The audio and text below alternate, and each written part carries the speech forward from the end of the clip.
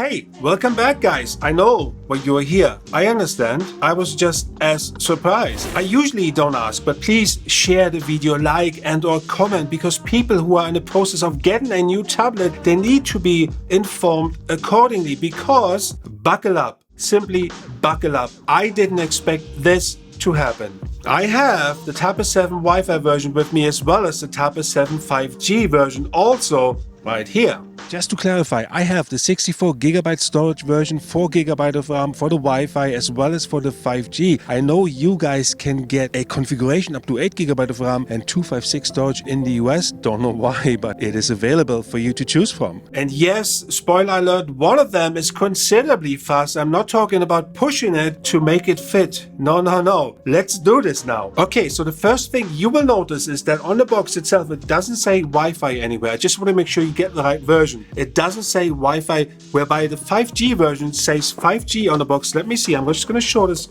to you right here. And hopefully, yeah, you can see it is there. 5G says 5G. Wi-Fi just says Tablet 7. And then that's it. There's nothing else. Just Tablet 7 and no Wi-Fi. Nowhere on the box. Just want to make sure you pick up the right version when you go out and buy one. And the second thing, you will notice that the settings have been redesigned. It's a different layout now on the Tablet 7 Wi-Fi. I open it up and it's really, you have two different layers. I'm going to show this to you right now, but you can do the update for the 5G version also. I did it just now to see if it's available, and yes, it is available. But the weird thing is that it is not available on the Tablet 7 or Tablet 7 Plus. It's just not there, not today, not here. Anyway, so next one is pricing and specifications. I have a difference here of $80 between the Wi-Fi version and the 5G version, so meaning $80 less for the Wi-Fi than the 5G. And you could argue, you could well say, well, you have the 5G capabilities included, and yes, on paper that is a valid argument. And you know what? Samsung even included a free keyboard that usually cost $160 for my purchase for the Tablet 7 Wi-Fi version.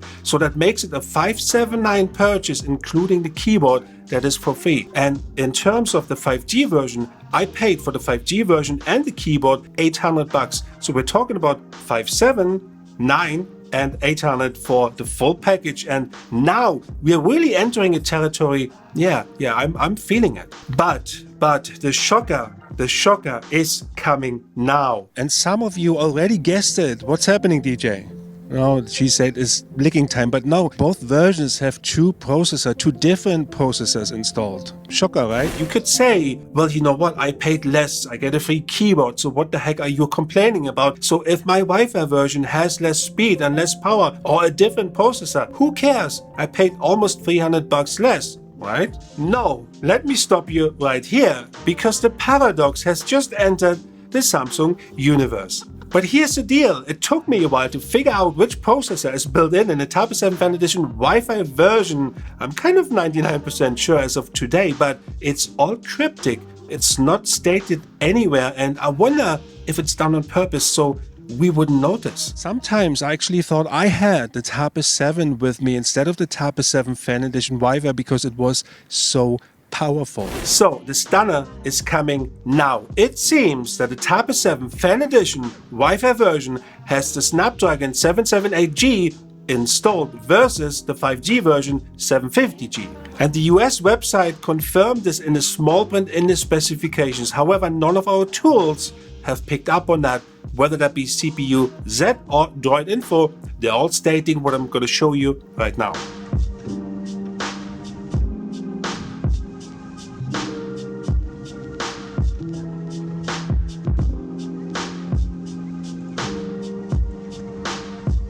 However, a bit of research confirmed it is 778G. Let's talk numbers. What does it mean for Geekbench results? And I know people are saying, well, these are all just numbers. But today, my friends, those numbers are very different.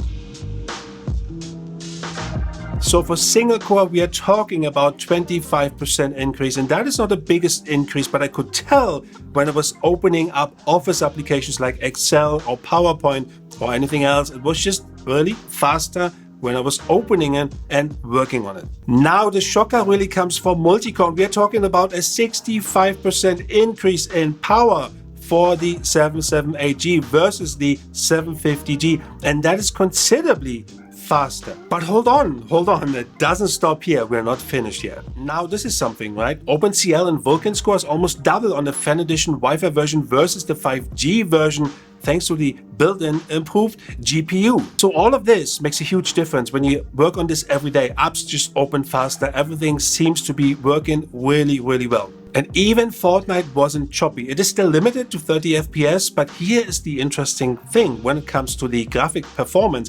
When you go into your graphic presets, you can actually now set it to epic on the Tab S7 Fan Edition Wi-Fi, whereby the 5G version is limited to medium all the way.